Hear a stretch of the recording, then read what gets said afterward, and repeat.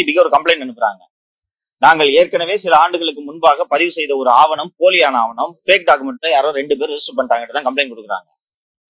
அந்த கம்ப்ளைண்ட், அந்த fake document ரிஜிஸ்ட்ரேஷன்ன்றது வந்து பத்திரப்பதிவுத்துறை அதிகாரிகளின் துணை இல்லாமல் அந்த பத்திரப்பதிவு நடந்திருக்க முடியாது. நீங்க நல்லா கவனிச்சு பாத்தீங்கன்னா, எஃப்ஐஆர் போட்ட இந்த சென்னை மாநகர காவல்துறையானது அந்த போலி ஆவணத்தை பதிவு செய்த பத்திரப்பதிவாளர்கள், பத்திரப்பதிவு துறையை சேர்ந்த ஊழியர்கள் ஒருவரை கூட இதுவரை கைது செய்யவில்லை. ஆனால் அந்த வழக்குல வேறு ஒரு கைது செஞ்சுட்டு அவர்கிட்ட இருந்து ஒப்புதல் வாக்குமூலம் வாங்குறாங்க. எனக்கு வராகி தெரியும், வராகி சொன்னதுனால தான் அந்த டாக்குமெண்ட், ஃபேக் டாக்குமெண்ட் ரெடி பண்ணேன் அப்படின்ட்டு. இப்படி ஒரு குற்றவாளியிடம் இருந்து ஒப்புதல் வாக்குமூலம் மூலமாக யாரையாவது ஒரு கைது செய்யலாம் என்றால் யாரை வேண்டுமானாலும் காவல்துறை நினைத்தால் கைது செய்ய முடியும். சோ திரு வராகி அவர்கள் பழிவாங்கப்படுகிறார் என்ற அடிப்படையில் தான் நான் பேசியிருந்தேன். ஆனால் திரு வராகியை பற்றி நீ பேசணும்ல, வந்து எங்ககிட்ட பதில் சொல்லுன்னு சொல்லிட்டு இன்று கேட்ட கேள்விகள் அத்தனையுமே நாங்கள் என்ன வேண்டுமானாலும் செய்வோம், எங்களை யாரும் கேள்வி கேட்டு விடக்கூடாது என்ற துணியில் தான் இன்று அமைந்திருந்தது.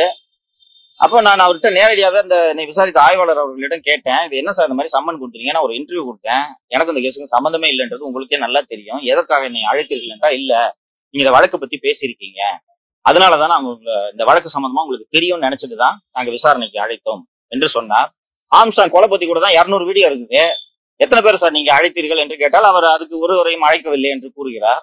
சோ இப்போ எனக்கு விடுக்கப்பட்ட இந்த அழைப்பான என்பது நேரடியாக பத்திரிகை சுதந்திரத்துக்கு விடுக்கப்படக்கூடிய நெருக்கடி, அச்சுறுத்தல் என்றுதான் நான் இதை பார்க்கிறேன்.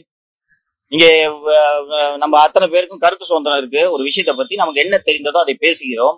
திரு வராகி அவர்களே நீதிமன்றத்துல ஜாமீன் மனு தாக்கல் செய்யும் போது எனக்கு இந்த வழக்குக்கு சம்பந்தம் இல்லை, பொய்யான வழக்குன்ட்டு அவர் சொல்லி இருக்கிறாரு. எனக்கு இந்த விஷயத்தை பத்தி தெரியும், அதனால இது வந்து தவறான வழக்கு என்று அவரது குடும்பத்தினர் சொல்கிறார்கள், அவரது வழக்கறிஞர் சொல்கிறார்கள் என்று நேர்காணல் அளித்தா. அதை கூப்பிட்டு எதுக்காக பேசினேன், நீங்க பேசுனது இப்படி பாதிக்கும் என்பது உங்களுக்கு தெரியாதா, இப்படி பேசுவதற்கு யாரிடம் நீங்கள் அனுமதி வாங்கினீர்கள், சமூக இது ஒரு கேள்வியை சொல்லிடுறேன், சமூக ஊடகங்களில் இப்படி புலன் விசாரணை நடக்கும் வழக்கை பற்றி பேசலாமா அப்படின்னா அதை நீங்கள் தான் முடிவு செய்ய வேண்டும் என்றுதான் நான் பதில் சொல்லிட்டு வந்தேன்.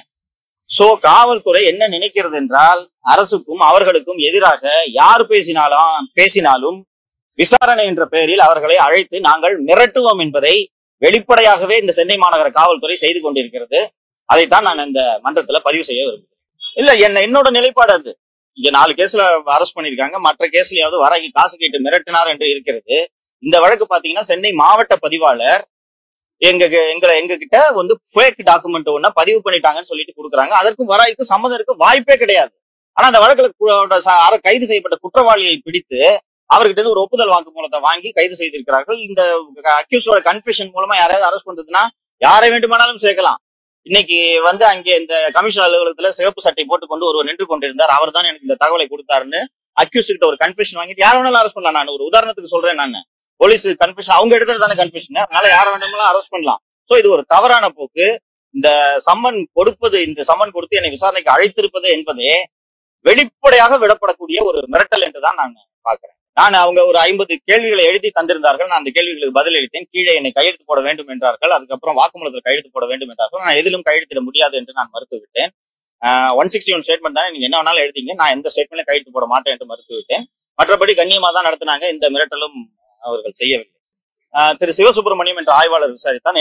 நில அபகரிப்பு பிரிவில் அவர் ஆய்வாளராக இருக்கிறார், அவர் தான் விசாரித்தார்.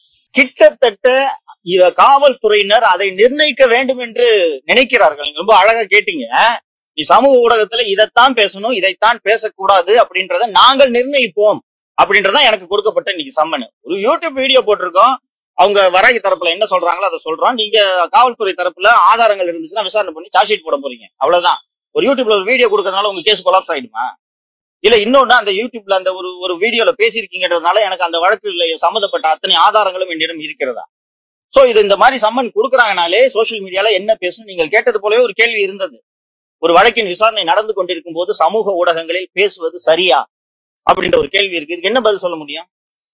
சோ இது வந்து டைரக்டா மிரட்டணும் அப்படின்றதுக்காக தான் இது பண்றாங்க. இது இன்று சவுக்கு சங்கருக்கு இது நடக்கலாம், நாளை வேறு யாரை வேண்டுமானாலும் நீ இந்த மாதிரி யூடியூப்ல பேசியிருக்கிற, வந்து விசாரணைக்கு உனக்கு எப்படி இந்த தகவலை தெரியும்னு சொல்லுன்ட்டு அழைப்பாங்க. இது மிக தவறான ஒரு அணுகுமுறை அப்படின்ட்டு தான் நான் பாக்கிறேன். இல்ல மிரட்டும் பாணியில இல்ல, நான் தான் அவர்களிடம் கேட்டேன், உங்களுக்கு ஏன் சார் என்ன கூப்பிட்டீங்க சொல்லுங்க சார், ஏதாவது ஒரு ரீசன் சொல்லுங்க சார். ஒரு இன்டர்வியூல நான் இது வந்து வராகி பொய்யாக இந்த வழக்கில் சேர்க்கப்பட்டிருக்கிறார் என்றுதான் நான் சொன்னேன். அதுக்கு எதுக்கு சார் என்ன கூப்பிட்டீங்கன்னா, இல்ல உங்களுக்கு இந்த வழக்கின் விசாரணை பத்தி தெரியும் அப்படின்னோடனே, ஆம்ஸ்டாங் கொலை வழக்கு பத்தி உங்களுக்கும் தெரியும், ஆம்ஸ்டாங் கொலை வழக்கு பத்தி 200 வீடியோ இருக்கு, அதுல சம்மந்தப்பட்டவங்க எத்தனை பேர் சார் நீங்க கூப்பிட்டீங்க சொல்லுங்க. இங்கே சைபர் கிரைம்ல சைபர் மோசடி நடக்கிறது. நீங்க போய் வட இந்தியால இருந்தா நிறைய பேர் அரெஸ்ட் பண்ணிட்டு வந்தீங்க. அது சம்பந்தமா ஒரு 50 பேர் பேசி வீடியோ போட்டிருக்காங்க. அவங்களை கூப்பிட்டீங்களா என்று கேட்ட போது அவர்களிடம் பதில் இல்லை. இல்ல சார், நான் அது விசாரிக்காம எஃப்ஐஆர் போட்டாங்க. எஃப்ஐஆர் போடுறதுக்கு பிரைமா ஃபேசி வேணும்னு நான் சொல்லல. ரைட்டுங்க சார், நான் சொல்றேன். இவங்க கிட்ட நான் அதைத்தான் சொன்னேன். பத்திரப்பதிவுத்துறையின் மாவட்ட பதிவாளர் கொடுத்திருக்கிற கம்ப்ளைண்ட்ல என்ன சொல்லியிருக்காங்கன்னா, ஒரு உதாரணத்துக்கு சொல்றேன். டாக்குமெண்ட் நம்பர் 552/2020 அப்படின்ட்டு ஒரு டாக்குமெண்ட்னு வச்சுக்கோங்க. இந்த டாக்குமெண்ட் ஃபேக், இது உள்ள பதிவாயிடுச்சு அப்படின்னு சொல்லிட்டு தான் அந்த டிஸ்ட்ரிக்ட் ரெஜிஸ்ட்ரார் கம்ப்ளைண்ட் கொடுத்திருக்காங்க. டிஸ்ட்ரிக்ட் ரெஜிஸ்ட்ரார் ஆபீஸ்ல வேலை செய்பவர்களோட உதவி இல்லாம அந்த டாக்குமெண்ட் உள்ள ஏறுமா சொல்லுங்க? நீங்கள் நானும் அந்த டாக்குமெண்ட் உள்ள ஏற்ற முடியுமா? நம்ம ஒரு தப்பான டாக்குமெண்ட் கொடுத்தாலும் பதிவு செய்வது பத்திரப்பதிவுத்துறை அதிகாரிகள் தான், இல்லீங்களா? சோ அப்ப அதுல ஃபர்ஸ்ட் அக்யூஸ்டா ரிஜிஸ்டர் ஆபீஸ் அக்யூஸ்டா தானே இருக்க முடியும். நீங்க அவர்களை எல்லாம் முதலில் கைது செய்ய வேண்டும்னு நான் அந்த கேள்வி எழுப்புறேன். எஃப்ஐஆர் போடுறதுக்கு நீங்க பிரைமா ஃபேசி யாரும் கேட்கணும்னு அவசியம் இல்லை. இல்லைன்றேன் நான். அதுதான் நான் சொல்றேன். நீங்க அந்த ஒரு அந்த ரெஜிஸ்ட்ராரோட பவர் இல்லாம, அந்த ரெஜிஸ்ட்ராருக்கு ஆதரைசேஷன் இல்லாம நீங்க ஒரு டாக்குமெண்ட் ரெஜிஸ்ட்ரேஷன் டேட்டா பேஸ்ல ஏத்தவே முடியாது. அப்ப ஃபேக் டாக்குமெண்ட் உள்ள போயிருக்குன்னா உள்ள இருக்கிற ஒருத்தர் தானே இதை செஞ்சிருக்கணும். ஃபர்ஸ்ட் அவங்கள தானே அரெஸ்ட் பண்ணணும். சோ அதை விட்டுட்டு சம்மந்தம் இல்லாதவங்களும் அரெஸ்ட் பண்ணிட்டு இருக்காங்க. என்ன கூப்பிட்டு விசாரிக்கிறதோட நோக்கம் மிரட்டுறது அப்படின்றதுதான். ஐயோ, இதனால எல்லாம் நான் நிறுத்த மாட்டேன். நீங்க வேற, எனக்கு பத்திரப்பதிவு துறையில இருந்து ஏராளமான தகவல்கள், போலி ஆவணங்கள் தொடர்பான விவரங்கள்லாம் எனக்கு வந்துகிட்டு இருக்கு. தொடர்ந்து பத்திரப்பதிவுத்துறை பற்றியெல்லாம் நான் பேசிக்கொண்டுதான் இருப்பேன். இவர்கள் அழைத்து நீ என்ன பேசக்கூடாதுன்னு சொன்னதுக்கெல்லாம் நான் பேசுறதுலாம் நிறுத்த மாட்டேன். இது இது இது ஒன்றுமே இல்லை. நீங்க இந்த ஒரு சென்னை மாவட்ட பதிவாளர் ஒரு விஷயத்துலதான் புகார் கொடுத்துருக்காங்க. இது மாதிரி 100 ஊழல் பத்திரப்பதிவு துறையில் தினந்தோறும் நடந்து கொண்டிருக்கிறது. அதை பற்றி எல்லாம் பேசாமல் எல்லாம் இருக்க முடியாது. பேச வேண்டும். நான் மட்டும் இல்ல, நீங்களும் பேச வேண்டும். இது வரைக்கும் என்ன, நான் கிளம்பும் போது இது போன்ற திரும்பி மீண்டும் விசாரணைக்கு வர வேண்டும் என்று சொல்லவில்லை. அழைத்தாலும் அழைக்கலாம். அழைத்தாலும் நம்ம வந்துதானே ஆகணும். அவர்களுக்கு சட்டப்பூர்வமா அழைக்கிறதுக்கு அதிகாரம் இருக்கு. அழைத்தாலும் நம்ம வந்துதான் ஆகணும். பட் இதை மிரட்டலாக தான் பார்க்க வேண்டும்னு நான் நினைக்கிறேன். சரிங்களா?